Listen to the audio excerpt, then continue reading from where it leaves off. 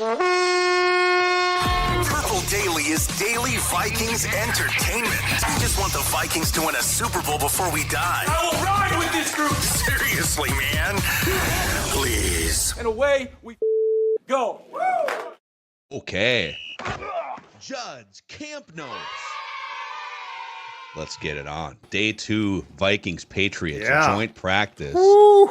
You and I both just braved, I don't know how many levels of construction nightmare to work our way back to our home studios here to give you guys what will be a lengthy Judd's Camp Notes and Phil's defensive notes. Yeah, that was as awesome. assigned by Judd.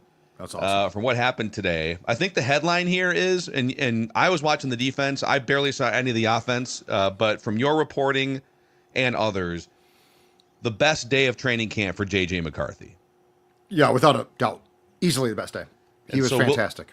So we'll comb through the details of it here in just a moment. But you see us, Judd had his little Roku coffee mug. I got the Roku swag on here too, because we love the fact that Roku has supported our show here the last couple of years. In fact, this glorious little ditty back here, you can use these Roku TVs as TVs where it's easy to find and search for any type of sports content you want. It's harder now to figure out what platform is my favorite team on or my sport. Roku makes it really easy. You can also use it as artwork. I've got the Score North logo up here. You can literally use your Roku TVs as like wall art if you want to. There's different, like, there's a Roku like a media thing in there, and that's what I'm using here. So pretty cool. And if you're, let's say you're one of the younger Purple Daily audience members and you're heading back to school here in a few weeks, or maybe right now as we speak this week, don't forget to deck out your apartment, your dorm room, whatever it is, with a Roku TV. They aren't just smart TVs. They're smart TVs that make sense, easy to use, uncomplicated, with sizes for every room. Better TV for everyone with Roku, America's #1 streaming platform. Go to Roku.com to learn more or shop at a retailer near you. Judd's Camp Notes. Come on. All right. Football. Let's get right to a day that that when JJ McCarthy is going into Canton will be mentioned as the turning point. As his presenter presents him, that person will look back on what's today, August 14th, 2025, and we'll say this is the day when it all clicked. This is the day when it all came together. I'm getting choked up. Dude, I'm the same. I don't know if it was like allergies or what out there. No. I spent the whole practice. You were up on the media perch. Yeah. And I spent the whole practice basically like hiding in the tall, grassy knoll and weeds right behind the goalposts. And I literally feel like my head is going to explode from allergies after standing out there. So I stopped and got some sun chips. And I'm going to tell you right now, just a little teeny broke off and went down the wrong thing. But anyway, okay, so I'm back. JJ McCarthy today, absolutely great. Team drills. In 11-on-11, we had some red zone work, which was great today. We had a 2-minute drill, which I think started with 1 minute remaining. Vikings down by 6. Both teams, of course. JJ McCarthy in teamwork today. Ladies and gentlemen, 17 of 20, 6 touchdowns. That includes from a red zone period of teamwork in period 10 through, let's see here, through period 12. Through period 12, but the end of it, 12 straight completions, 5 touchdowns. So he threw 6 touchdowns. Now, they did some 7-on-7 work early, and McCarthy was not particularly good, but this was easily his best day. It was impressive. The connection that he has with Jordan Addison continues to be fantastic. It's too bad that he's going to miss the first 3 games, but this was as accurate. This was as confident. It felt like today it started to click. Now, post-practice, folks, this is why we're late, because we had to wait for O'Connell and McCarthy to talk post-practice. That's why we're late. It's not because of our stop at Quick Trip. They were hanging out with their families and stuff. What a bunch of lamos. It's football season. Anyway, JJ McCarthy, this is where it feels like the installation is done. Things came easier, if that makes sense. Also, they did do a bit of game planning, it sounds like, last night to be more prepared as possible. And McCarthy was asked, I think it was by Dane Mizutani, our friend from the Pioneer Press, he was asked if there was one throw in particular, since he completed 17 passes, if there was one throw in particular that stood out. And McCarthy, a very thoughtful young man, seriously thought about this for, let's say, 15 to 20 seconds. And then he said it was the red zone. It was a pass, not in the red zone, to Aaron Jones down the right sideline where he dropped it in the bucket. Now, he said it was a great catch. I could have made a better throw, but it was a fantastic pass, a fantastic play. And like, this is how you can use your wide receivers. So 17 to 20, 6 touchdowns, looked comfortable, got a ton of work the past 2 days. He's not going to play on Saturday, which I am fine with. I absolutely agree. But what we saw today, in all seriousness, not joking around, I think was a very important step in his maturation in becoming QB1. Yeah. Yeah, it was I saw some stuff from afar, and it looked like he was hunting down the field. He took a couple sacks from just what you guys reported, but it kind of felt like he was making quick decisions, and it was just a confident on tempo. Now you hope that maybe this now carries over and some things have clicked. I do want to throw some questions at you. So you were at that post-practice press conference when he was asked by Kevin Seifert, our friend from ESPN.com, specifically about his accuracy, and Kevin kind of framed it as, there's days like yesterday where maybe the accuracy isn't quite dialed in, but then today, totally different. How would you characterize just your accuracy? And the clip I saw, he said, I consider myself one of the most accurate guys out there, basically comparing him to the other quarterbacks in the NFL.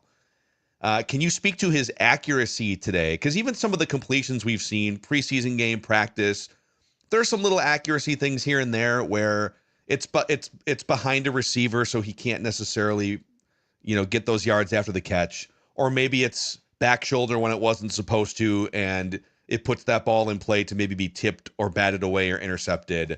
What were Judd's camp notes observations about his accuracy and his podium session talking about accuracy? Yeah, I mean, he was, how can I say this? He was feeling himself at the podium because he had performed so well. Has he been accurate all throughout camp? No. There have been times where, in fact, probably the best example of a pass to talk about is I think it was the first completion on Saturday in the preseason game to Addison, where the ball was clearly behind Jordan. And he sort of stopped, adjusted, made the catch. Yeah. We saw a very similar pass to that yesterday to Hawkinson. Today, it was improved. Now, here's what we have to sort of try to deduce from this entire thing, though, is, and I think I talked about this briefly yesterday, JJ McCarthy did not play for a year. Like, I'm sure he threw the football around, but he did not play football for a year. Yeah. And so, are there accuracy concerns about him? Keeping in mind, too, that much of what we were told about him, and it's not like I didn't grind Michigan football film, and quite frankly, he didn't pass a ton. But keeping in mind that a lot of what we've been told from the scouting reports has been erroneous, or is he just beginning to find the accuracy now? Because things like accuracy, and I think it's part of the same thing, probably part of the same vernacular, layering the ball, right? Yeah. Like those things, his arm strength wasn't going to desert him. The ability to be as accurate and pinpoint as possible, if you take a lot of time off from the game, probably does. So I guess my thought process is, and I'm willing to keep an open mind about this because I think you have to, was today another step towards him finding the accuracy, not because he had a problem, but just because, and this is where the last 2 days I think are valuable as hell, you get a ton of reps. And it's not a game, but it's pretty close as far as, and I think that you would probably agree with this, it's pretty close as far as the tempo and intensity goes. Like, it's turned up a notch or two. Oh, and sure. And I did ask JJ today, I said, how much more valuable are the past 2 days than, for instance, Saturday? Because on Saturday, he got 12 reps, and it was fine, but he got 12 reps. I think I counted 55 reps yesterday. Today, I mean, what? Alone, 37 passes in team drills, 11 more in 7-on-7, and that doesn't include the handoffs where he just ran the first team. So, right. And the individuals, by the way, some of the individual stuff that you weren't counting, like not like you shouldn't because it's like him Yeah. dropping back, but it's him throwing to maybe there's 2 receivers running a route against 2 defensive backs, and it's like that you get to stack those as well, Yep. like you wouldn't in a preseason. And by the way, I did count those, 6 of them. Oh, you did? Okay. 6 more of those. But anyway, the fact is he got a ton of work. He got a ton of work against an opponent that's not his team. And that's not to say that going against the Brian Flores defense is not a valuable tool. It definitely is. But the point is, like, if you're questioning, well, why wouldn't O'Connell play him on Saturday? 1, he played him for a series against the Texans, which I did agree with. And 2, if you were out there, you saw it. Like, we all saw it. There was a ton of things to put on film. And I do think that it's encouraging. I wouldn't say he had a bad day by any means on Wednesday, but today definitely ratcheted up a notch or 2, and that's an important step. Yeah. Yeah, can we I did not see I was watching the defense in taking notes in the final 2-minute drill where I believe the scenario was 27-21, trailing by 6, minute and 20 on the clock. Can we get to that part? Cuz I don't even know. I heard a cheer. Hold on, I got to But I'm learning with the audience what happened. flip through my notes here. That Yeah, oh yeah, most definitely we can. All right, so what was the situation here? Here it is, 1v1 period 15 entered into evidence right now. Football evidence. 27-21, defense leads. A minute left, a timeout for each team, and the ball is at the defense's 45. So it's on the Patriots' 45. So they've crossed, theoretically here, they've crossed midfield, but they're still 45 yards away from a touchdown. And you have to score a touchdown here because you're down by 6. All right. So here's what we had. Shotgun, McCarthy to Addison for an immediate first down, a gain of approximately 11 yards. The next one, and see, this is a positive. It seems like a non-play, but it's actually a positive play. McCarthy sees nothing, and he throws the ball away, but he stops the clock. So now, in the old, you live to fight another down, and now it's second down. The ball is at the Patriots' 34. Shotgun play, again, from the shotgun. McCarthy goes deep on the right side, and Hawkinson, so there was controversy here, and I'm not joking. So deep ball down the right side for TJ Hawkinson. The linebacker, very, very, adroitly, just sort of either hooks Hawkinson's jersey or pants. There is a real refereeing crew there. Mm-hmm. The crew of Carl Sheffers is there. They will work the game on Saturday. They do not call it. O'Connell mad. Hawkinson mad. They missed it. But anyway, I guess where that's good is it's adversity, right? Mm-hmm. So, like, now you're up against it. Now it's third down, ball at the Patriots' 34, 31 seconds left. And we saw this play yesterday. We saw it again today. Pressure. Pressure comes from the Patriots. McCarthy looks at it, says, okay, takes off again. 10 yards, first down. Same play we saw, but it is part of the, like, to your point, I think you brought this up on Wednesday. This was not that was a sack. This was the pressure sort of comes. McCarthy surveys it, bobs and weaves like a boxer, takes off, gets a first down. Yeah. It's positive. All right, so now that eats up 8 seconds. 23 seconds left. Ball at the Patriots now, 24. McCarthy goes to run, but the Patriots, who, by the way, Patriots might want to clean up their penalties. They took a ton in the past 2 days. The Patriots are called for a penalty. I don't know what. But anyway, so that's no play. So now 16 seconds left. Ball moved to the, well, they do get a couple of yards for the McCarthy run, and then the rest comes in the penalty yardage. 16 seconds left. First down at the 11. Shotgun. McCarthy, Jordan Addison. Nice catch. Sliding catch, front corner of the end zone. Jordan beat the defender, but he also went and got the ball. Sliding catch. And so that's a touchdown. McCarthy ends the drive 2-of-4, but it was well run. Yeah. Yeah. It's a great sign. I think a lot of this, obviously, we've just been craving football for months, going through the off season, the wilderness, June and July. And then when you finally get these training camp practices and they put the full pads on here and there, it is easy to like overdose on these kind of day by day updates and maybe put too much meaning into a bad week or whatever it may be. So I don't want to then do the other thing where, oh, he has this incredible day of practice and now it's like, oh, he's going to be Patrick Mahomes 2018. But I kind of feel like he needed to show something like this for everyone, not just fans, but even for like Kevin O'Connell and his teammates. And his teammates have spoken glowingly about him throughout training camp. Hawkinson, after the first day, was talking about, even though it didn't look great necessarily all the time, that he's on schedule, he's making the right reads and stuff. But it did kind of feel like he had to have a day like this for everyone to be like, oh, yeah, okay, yep, we see the vision here. We see the talent, and we see how this could play out.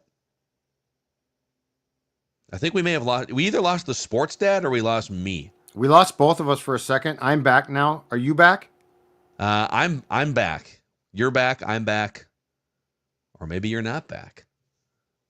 I don't know. For the chat, can you hear or see either one of us right now? Okay. All right. Let's see. Let's see if we got a. I don't know if it's like a Gremlin. StreamYard dashboard issue. It might be a gremlin. Jim says we're all back here. We're all back. Okay, so I'm back. Okay. There we go. I was just saying that it feels like he needed to have JJ a day like this, just for everyone to be like, yes, we see the vision. It's all manifesting. He's taking on the fire hose of Brian Flores' defense and installing this offense and not playing for a year. And okay, 3 weeks, deep breath, and it looks like that today. I feel like it was important for this to happen. Well, and I think that's why O'Connell intentionally, I think yesterday after practice sat down with McCarthy and game planned a bit, so that there was a. I think O'Connell thought the same thing. We need to get some confidence here. Mm-hmm. Really, probably more from McCarthy than anyone. Like, I think everybody believes this should work, and there's a lot of things, but it felt to me like JJ's demeanor at the podium today was he's always confident, but it was like excited about this, and he did look good, and that's a positive sign. You know what's weird about this whole thing is the one thing is I feel like the reports on him from us and from a lot of sources that have been watching training camp have been positive in the sense of he's basically looked the same until today every day, which is not terrible. He grinds through it, and I thought the preseason game on Saturday against the Texans, same way, right? Some good plays, some really nice plays, took off on fourth down. That's awesome. Some nice passes, a pass that missed, a pass that was a little bit behind the receiver, but these guys are damn good, so that ball was caught. So I think today was probably most importantly a very important step in McCarthy's confidence too, because it looked good. Like, it looked good.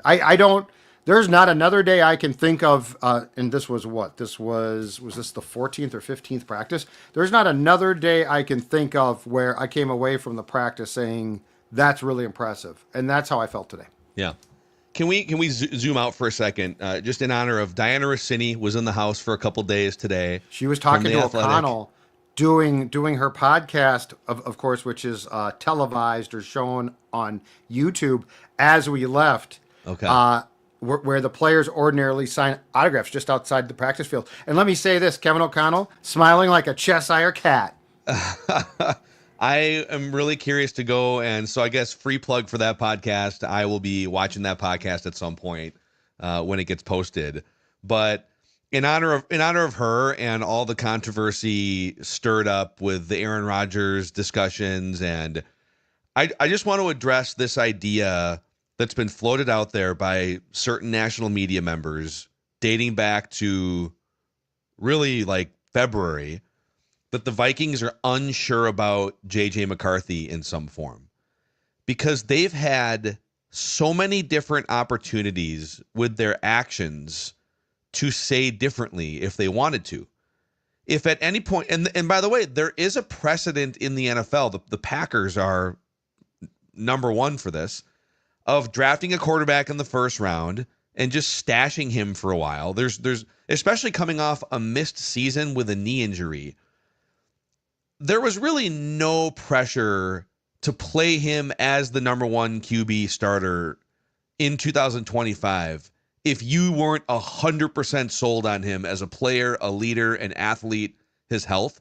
Like if you were only 25 or 30% sold or 50% sold, don't you think at some point in February or March or April, you all get in a room and say, yeah, let's be honest about this, guys. We have a roster that we won 14 games. We added to it. What are we doing here? And every single chance they had to say, what are we really doing here with JJ McCarthy? Sam Darnold back in early March, you could have paid him $30-35 million a year, guarantee like 2 years, effectively a 2-year contract. That would have been the easiest thing ever. Bring him back. Maybe you don't get to sign all of the free agents that you signed, but you bring him back and sorry, JJ, we're going to keep rehabbing your knee, right? And they decided, no, we're good. You could have overpaid for Daniel Jones as an insurance policy and paid him $18 million a year or something, or tacked a second year out of that contract. You decided, no, I think we're good. We'll just kind of figure out the veteran quarterback spot. And then with Aaron Rodgers, he's making like $5 or $10 million a year, right? With I think, is it $10 million a year I think with it's the Steelers? 10. Yeah, I think it's like 10. It's very low for a quarterback. So yeah, like money was not a factor at all whatsoever. And obviously, if you're Aaron, there's a reason why he waited so long to sign with the Steelers, because he was surveying his options and trying to figure some stuff out. But if given the choice between the Steelers or the Vikings, he 10 times out of 10 would have chosen the Vikings. And it was the Vikings who said, now we're good. Now we're good, Sam Darnold. We're good, Aaron Rodgers. We're good, Daniel Jones. We're so good that we're willing to just take a flyer on Sam Howell further down our list as QB2. And for the first 3 weeks of training camp, it was easy to say, are you guys really sure? But the way that JJ McCarthy played today, I think validates everything that Kevin O'Connell and the Vikings front office has thought about him since they drafted him and since they started saying no to these other options back February, March, all the way through the early part of the summer. Yeah, and training camp's so tough too because, I mean, I'll go back to this time last year. It's not like Sam Darnold showed up in Egan and answered the questions. Like, there were some good things, but there were some concerns. And the stories, I obviously was not in Cleveland, but the stories from the joint practices against the Browns were that Darnold looked terrible. So, like, that's the thing about this entire, how it plays out. And, yeah, if the Vikings, quasi confirmed, like they talked about Rodgers, they definitely had conversations. But I'll go back to what I keep saying, which is, Kevin O'Connell, until he screws up a quarterback, Kevin O'Connell's done other than when he got guys thrust at him because Kirk got hurt. And that actually started off fine and got dicey after that. But when Kevin O'Connell has known who his starting quarterback is going to a season as coach of the Vikings since getting this job in 2022, he's done an excellent job. And that doesn't mean that the progress just goes.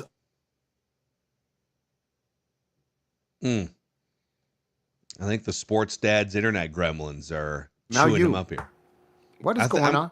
What is going on? Chat, is it me, is it Judd, or is it both of us? You cut out two on me. This is very odd. I feel like this is a StreamYard problem. Like here's what we're gonna do real quick. Let's call timeout. We'll stay live here. As we maybe this thing just needs to hiccup, but let's shout out a couple things here, and then we'll get to, there's a couple big things on the defensive side we have to get to. Josh Metellus walked off with an injury. There was a new player now mixing into the first team defense. That's really interesting. But a shout out to Minnesota Rusco, Minnesota's hometown remodeler since 1955. They offer a lot of different home improvement products with over 70 years of experience in windows, doors, siding, bathrooms, kitchens, decks, and roofing. And it's state fair season, and they're doing their state fair sale right now. It's the biggest savings of the year. So all those things I just mentioned, whatever the project is, if you got that bathroom that you've been thinking about demoing, the kitchen, whatever it is, you schedule that remodel in the month of August with our friends at Minnesota Rusco. There's no down payment, no monthly payments, no interest for 2 full years, and totally free labor as well. So check them out. Cody and Casey and the rest of the crew at Minnesota Rusco do an awesome job. If you're looking to turn that remodel into a reality, go to minnesotarusco.com to find out more. That's minnesotarusco.com. Also, North American Banking Company is here. They're not powering our internet, but they're powering your finances potentially. 6 locations in the Twin Cities. It's a Minnesota-based banking company. Maple Grove, Roseville, Shoreview, Hastings, Woodbury, and 50th in France. So, if it's checking and savings experience that you just want a better experience or just a better personal face-to-face relationship with the banking company that handles your money, or if you're planning on something bigger like buying a home, financing something bigger, setting up a new business, check them out. nabankco.com/Mackey to learn more. That's nabankco.com/Mackey. Okay.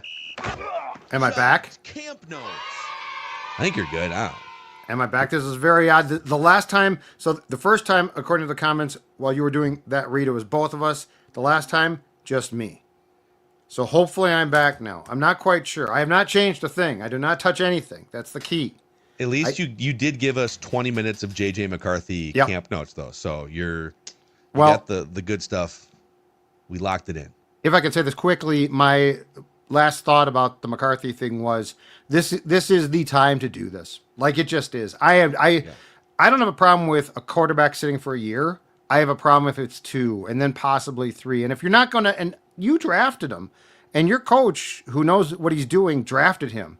So if you're not going to use him now, I guess to me you're questioning, like, was that a good pick? And it was the 10th pick. So anyway, great progress. It was awesome. Should we get to the injury updates from today? It feels like that is probably top of mind. Okay, so on a Hail Mary pass that was completed by the Patriots in the 2-minute drill, it was double coverage on the receiver, including Josh Metellus, who went up, came down, and I fell, and I think the receiver fell near him or on top of him, and he hurt his shoulder.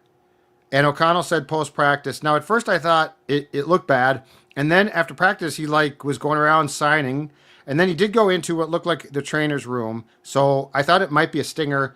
At least for now, O'Connell said it's a shoulder. And then the one to be a little bit more concerned about probably, Jalen Naylor left early in practice and got his left hand / wrist taped, came back and watched practice, but did not participate. And if you are keeping count now, Justin Jefferson has missed 13 of the 15 practices. So the Naylor one concerns me a little bit more, unless we're going to find out that Metellus did damage to his shoulder, but he sure didn't act like it after practice. Yeah. Yeah, and the Jefferson thing, like they I don't think they were going to play him in these. Like, he wasn't going to come back for like a joint practice if he hasn't practiced with his own team. But yeah, so I had a pretty good view because I was in that corner of the end zone. You were up in the perch, kind of across the field. I was actually field level, 20 feet from the back pylon.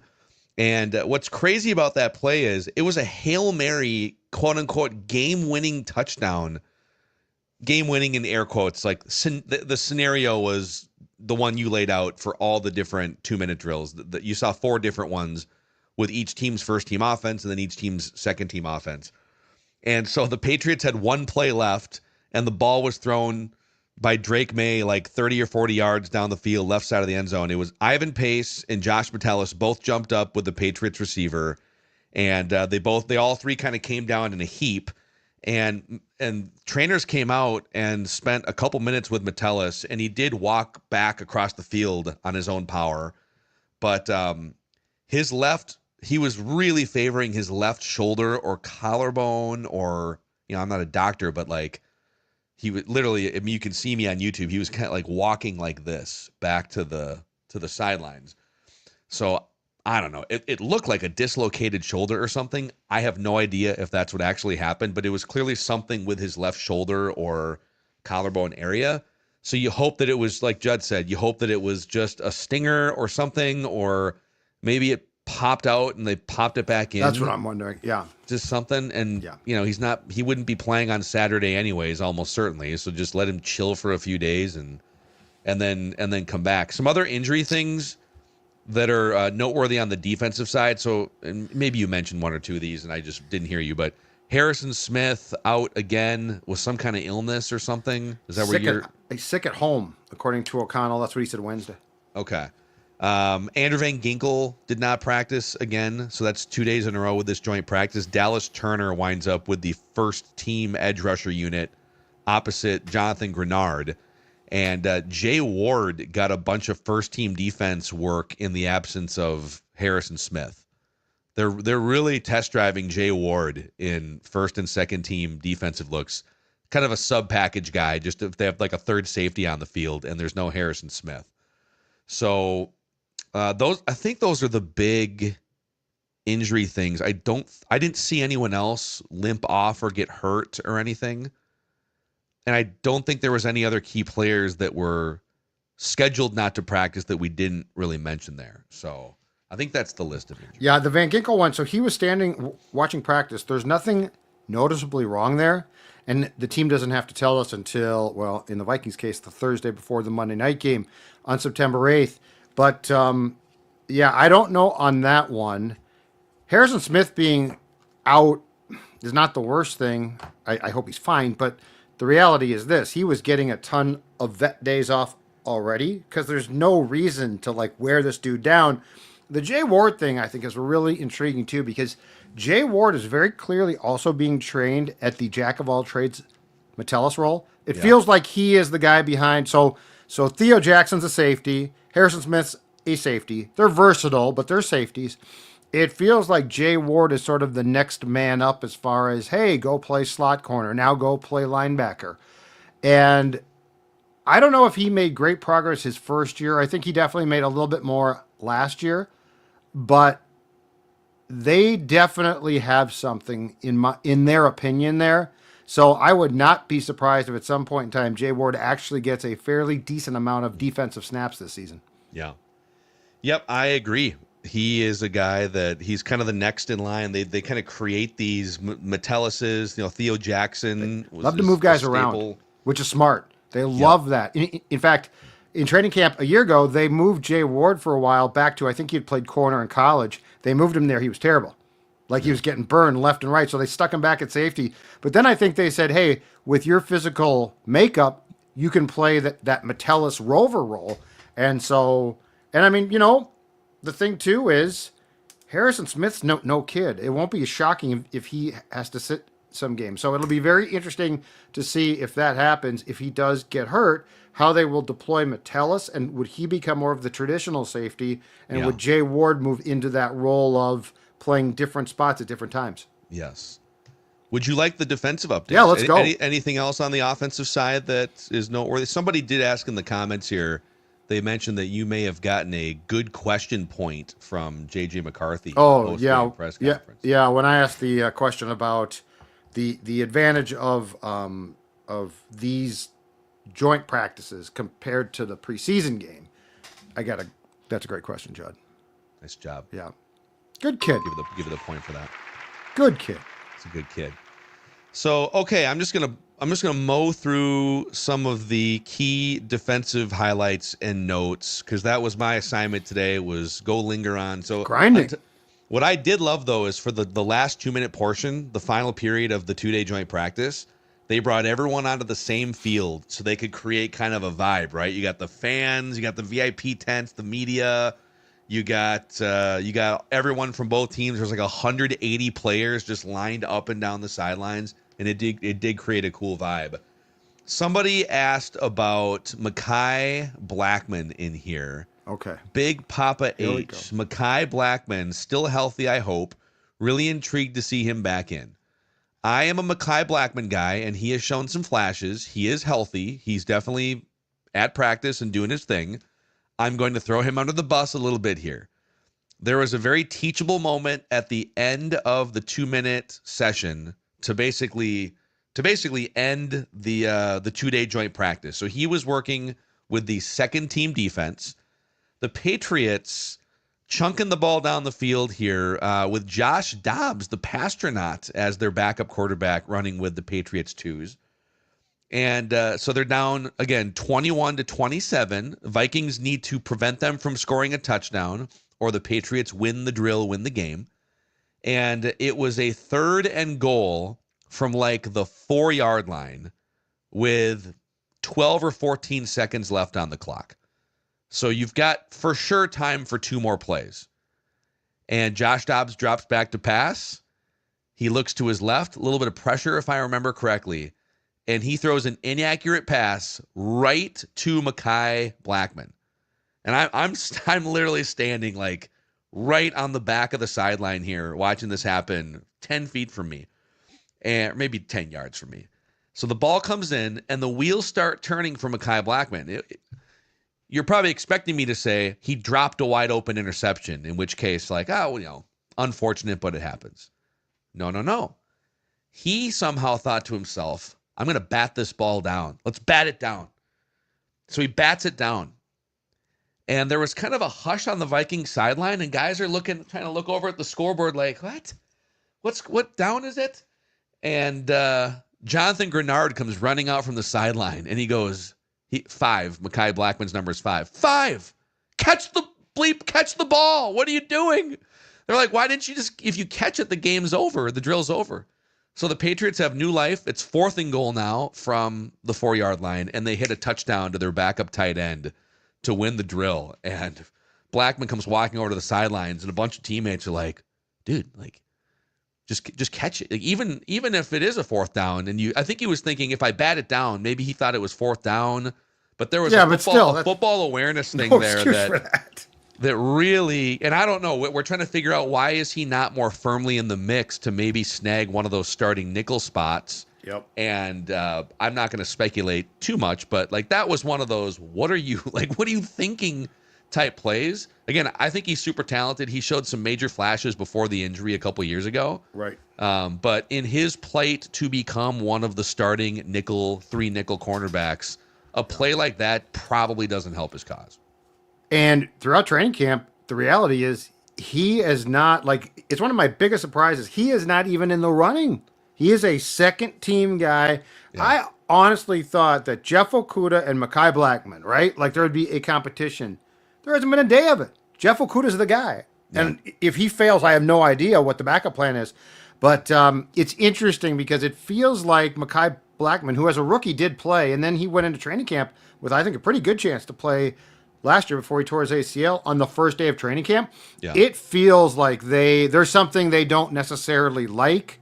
I don't know what exactly, because the two things, that's one thing cornerback-wise I've seen. And then the other is, and I think I told you this, starting on Monday, it feels like Dwight McGlothern, and I don't know what you saw, so I'd be curious, has fallen down the cornerback depth chart a lot. Yeah, he's it's sometimes it's a little bit hard to tell exactly like who's at fault or what's happening on defense in some of these drills, because they don't. On offense, you're evaluating watching a full play take place, and you're eliminating some of the sacks. So there's actually more offense to evaluate because plays that would have been sacks actually continue on. Yep.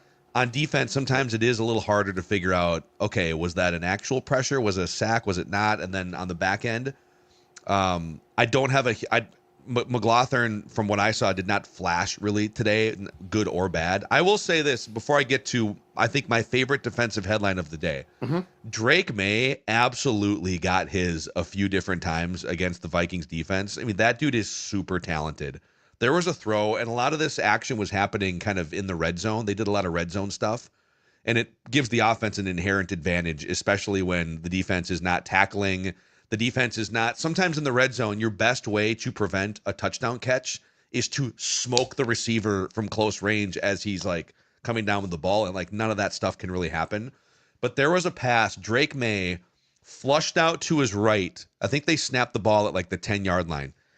He rolls out to his right, and he turns across his body from beyond the right hash mark and throws a laser across both hash marks, kind of through traffic, and hits a tight end in the back of the end zone for it. It looked like a no look. I'm guessing he peaked, but he's got some crazy arm talent. He's athletic, and he definitely fit a couple passes into tight windows in the red zone, so that was noticeable. But the Vikings defense on the flip side, about once every 8 or 10 plays, Jonathan Grenard would break through untouched for a big sack of some kind. Jalen Redmond blew up a couple plays against the second team offense and also was in the middle of a skirmish. I think we had 4 skirmishes today. One with Vikings defense, Patriots offense. 5, right? Is it 5 skirmishes? Well, there was a special teams skirmish. Right, and you said that you saw 2 on your field. I saw 1. Oh, okay. I saw 2, and then I saw a third one. Ivan Pace, was that a punting drill? I think it was a yes. Yeah. It was a punting drill, and it was like the Stooges. Like 4 guys started to trip, whoop, whoop, whoop, whoop, and Ivan Pace ends up at the bottom and starts pushing. But yeah, it's funny. O'Connell hates that stuff. I don't think Mike Vrabel hates that stuff. So I think they're friends, but I think there's a very opposite feeling about the extracurriculars that we saw today. Well, Vrabel was like at the bottom of one of the skirmishes, and he's trying to build some toughness back into the culture or whatever, right? He's a defensive guy. He loves that stuff. Yeah. But I think my favorite low-key thing that I observed today was Tyrion Ingram Dawkins, the 5th-round pick, defensive tackle. He's more of like he's a defensive tackle who can also rush from the outside.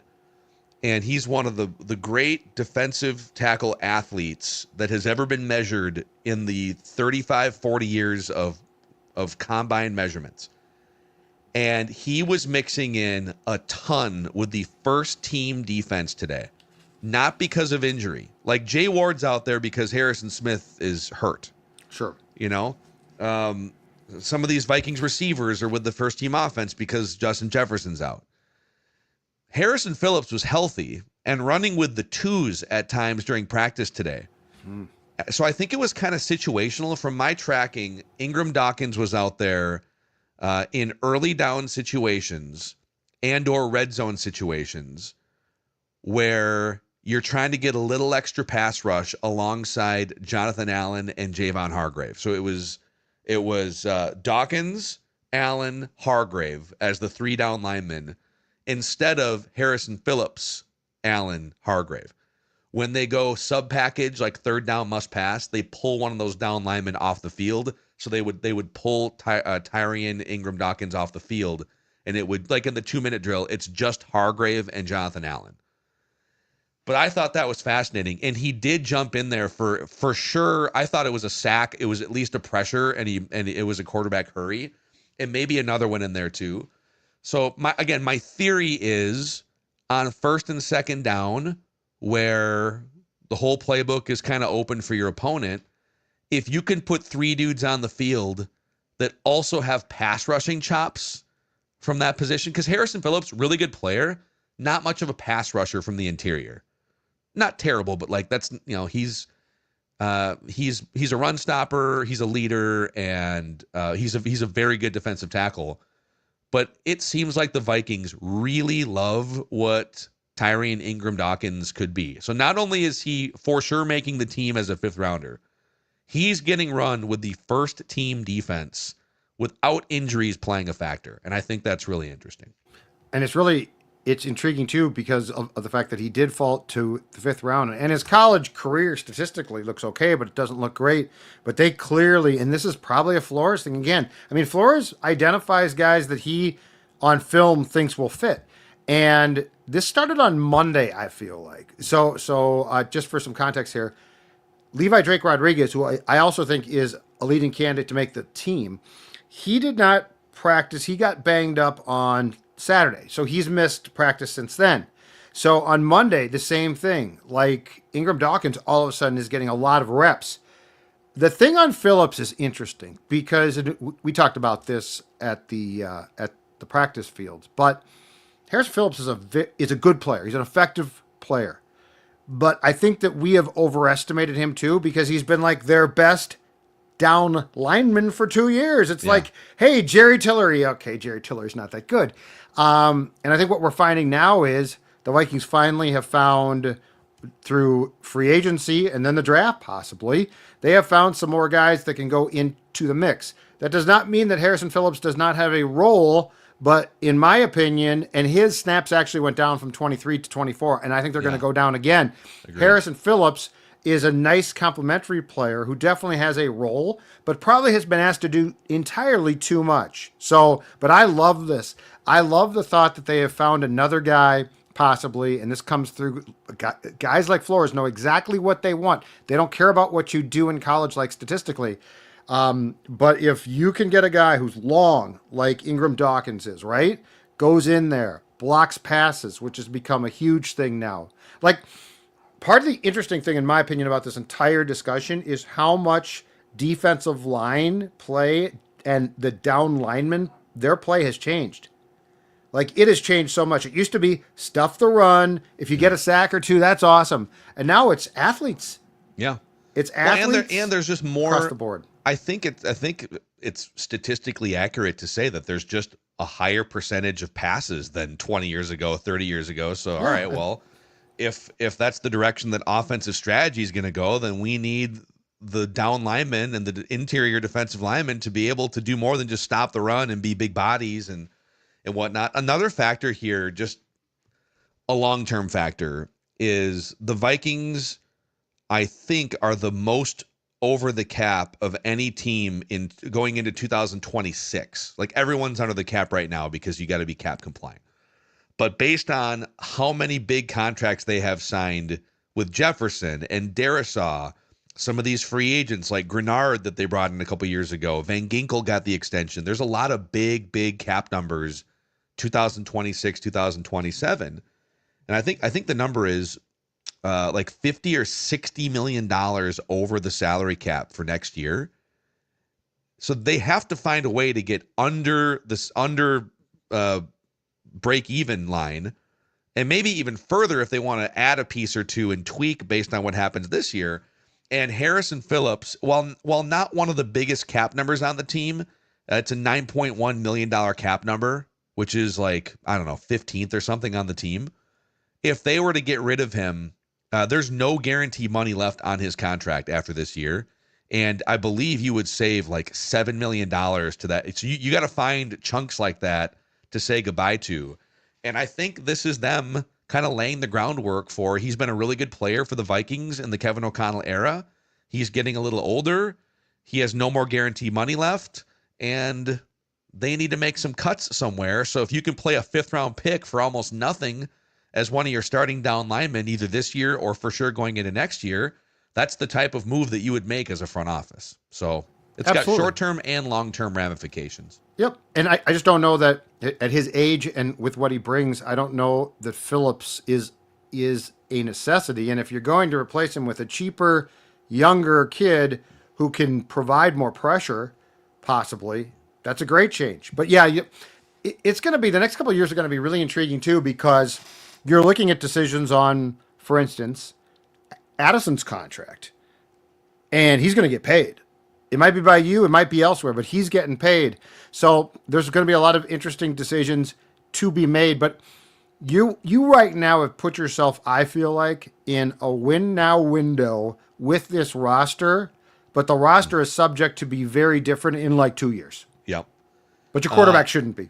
Another thing worth noting is it was, I think, maybe 2 plays before the Patriots hit that game-winning Hail Mary and Metellus had the shoulder injury, that they were under a minute left there. I can't remember what down it was, but it's a 2-minute drill. They're trying to score a touchdown, and Javon Hargrave did exactly what you paid him to do in a situation like that as a veteran interior pass rusher. He knifed through the interior of the defense and sacked Drake May.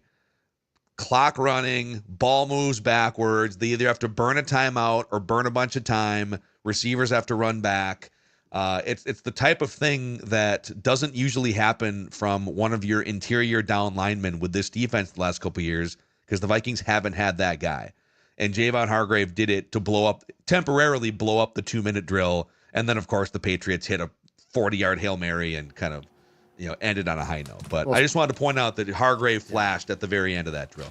And SportsDad can tell you exactly what that was. It's highlighted, in fact. Okay. That was a first down play. And then on third down, Drake May was sacked again by Dallas Turner. Yeah, Dallas Turner. I feel like there have been conflicting reports there. Again, I don't think he's had a bad camp. I think we've talked about the fact. Now, did he flash against the Texans? No. Do I think, oh my God, if you didn't flash against the Texans, you are no good, buddy? No, I don't. While I might not be the most positive guy all the time, I believe that the Vikings right now, when it comes to the edge room, that's right, the edge room, I believe the Vikings have not just veterans there, but are the depth potentially could be some of the best in the league. I'm not saying the players are all the best in the league. I'm saying the depth. Yep. Your guy, Gabe Murphy. Dallas Turner has not shown me enough to say there's something wrong. In fact, I actually think he's improved. Grenard, who you talked about. Van Ginkel, assuming he's fine.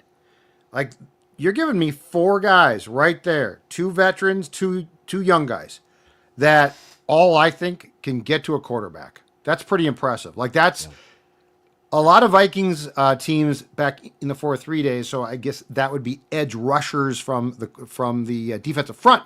A lot of Vikings teams and a lot of Vikings fans for a long time would have taken 4 options. Yeah. Yep. My guy Gabe Murphy, I was hoping for a couple flashes there. I didn't see him tally a sack today, but maybe he saves it for when the lights are the brightest in the preseason games. We'll see what happens. He'll probably play on Saturday quite a bit, is my guess. Well, and it's arbitrary too. In his defense, it's arbitrary when they call sacks.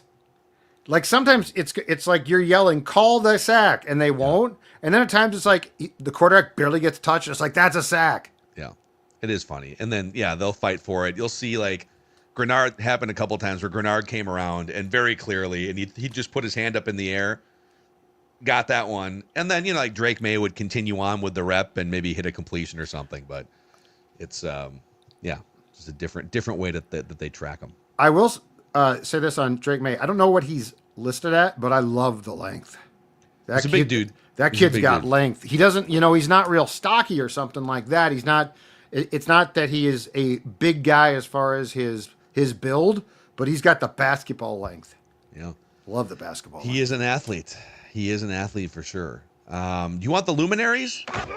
Judd's Camp No. Joe Mauer back? Day 2? I did not see Joe Mauer. The Luminaries list is a little less star stricken than yesterday. Where Brad Childress was in the house yesterday. Joey Mauer was in the house. Alex Boone signing autographs for the kids yesterday. Rhino. So Diana Rossini was back for day 2. Our guy Tom Pelissero, former colleague Tom Pelissero from NFL Network, with his coif hair, was in the house today. Got to catch up with him for a while.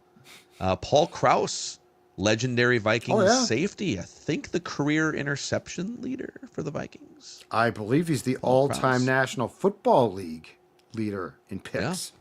He was in the house today. NHRA champion driver Antron Brown was in the house today. How do you know according to my sources? I think there's a drag racing event up in Brainerd. Is it Brainerd International Raceway? Oh, yeah, sure. This weekend. Yeah. And then Tim Connolly, president of basketball operations for the Timberwolves, was there with some other Timberwolves front office people, just, I don't know, soaking in the football. His kids there?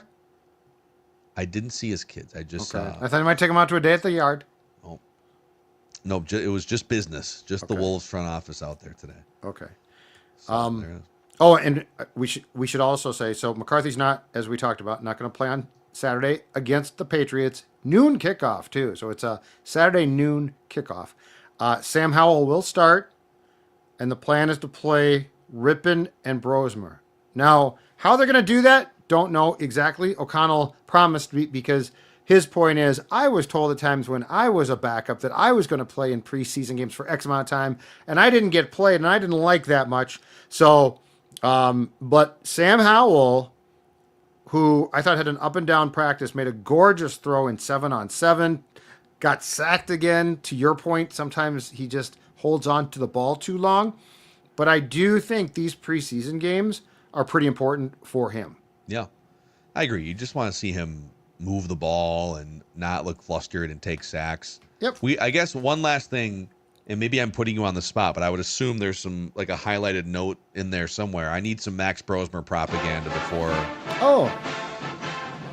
You know, he got very little work. So what they did, this was all about the ones, 1v1 and some 2v2. But Brosmer actually and Brett Rippon split the 3v3 snaps. So, like, they didn't give Brosmer a set of the snaps, third team versus third team. And then Rippon, they actually would have. So, for instance, in period 12, starting at the Vikings 45-yard line, shotgun, all right? We got Brosmer to, is it Tim Jones, 14, who's actually had a really good week of practice? Yes. Tim Jones, leaping catch, nice throw. Okay. Ball now at the 50. Now it goes to third down. And Brosmer completes another pass, this time to Jashawn Jones. Rippon replaces him then. So, like, this is all in the same sequence. Dirts the ball. There's a flag on the Patriots, and then he finishes out the drive with a third down completion to Miles Price. Okay. So Brosmer did make a very nice throw. Very, very small sampling of work. One disturbing thing, Miles Price, who has been, now I don't think he makes the roster, but he has been a definite punt return option, like when they put guys back there. The last one he tried to return muffed badly, tripped on his own feet, fell on the ball, and that was the end. That was all she wrote. Interesting also to note, because I don't think he's gotten a lot of punt return time. Interesting also to note, returning punts today, Ty Felton, who's going to return kicks, and he's making the team. Dude, I mean, I'm not going to go with this because it's just a little hearsay on our little text thread, but Doogie's hearing that Naylor might have a legit hand injury, and we'll see if that gets confirmed. But if you said he had a wrap on his hand, if Jalen Naylor's out for the start of the season, if that thing is serious, and Addison's out, you're literally Ty Felton's going to have to play. Well, you got to like Lucky Jackson becomes your number 2 wide receiver right? No, you got to go sign a guy, right? Like Lucky Jackson is your 3, I think, is a possibility. I don't see how if Jalen Naylor is not available September 8th, can you in good conscience have Lucky Jackson? And I know you're going to run more. You got tight ends, so it's not hopeless. But I got to think you got to go sign somebody. Just a veteran. Man, Amari Cooper. Gabe Davis. We talked about some names. I think Gabe Davis might make the most sense because Laquan Treadwell knows what O'Connell does, but he's older. I feel like he'd probably want a decent contract. Perhaps I'm wrong on that. Amari Cooper, a lot of people seem to think is washed. Gabe Davis is still like 26. Gabe Davis has a better chance of not being washed because of his age than like Odell Beckham Jr., who could barely get on the field for Miami last year. Yeah. So anyway. All right. Wow. Big day 2 of joint practice. And like we said off the top of the show, the best day of practice for JJ McCarthy at training camp. Judd's Camp Notes. All right. It was good. It was real good. It was very impressive. And now they're off tomorrow and they play Saturday. Yep. But we're not off tomorrow because we'll be live on the Purple Daily YouTube channel at 10 a.m. Central Time, as always. Thank you guys. We did get to $20,000 raised, and there's still plenty. There's still items up for bid for our Power of Sports auction benefiting Courage Kenny Rehabilitation Institute. So please check out scorenorth.com/bid as your time allows here tonight and tomorrow morning. The bidding ends and the buy it nows end at noon Central Time tomorrow on Friday. So we will see you in the morning for a Feedback Friday session. And we're almost to 60,000 subscribers on the Purple Daily YouTube channel. So if you enjoy these camp updates, Judd's Camp Notes, maybe you just discovered Purple Daily, welcome in. It's the best, biggest Vikings fan community in the podcast world. Click that like button and the subscribe button. And over on the audio side, if you're an Apple or Spotify listener, you can help us out by giving us a 5-star rating and a positive review. So, all right, for the Sports Dad, Judd Zulgad, I am Phil Mackey, and this is Purple Daily, where we just want the Vikings to win a Super Bowl before we die. See ya.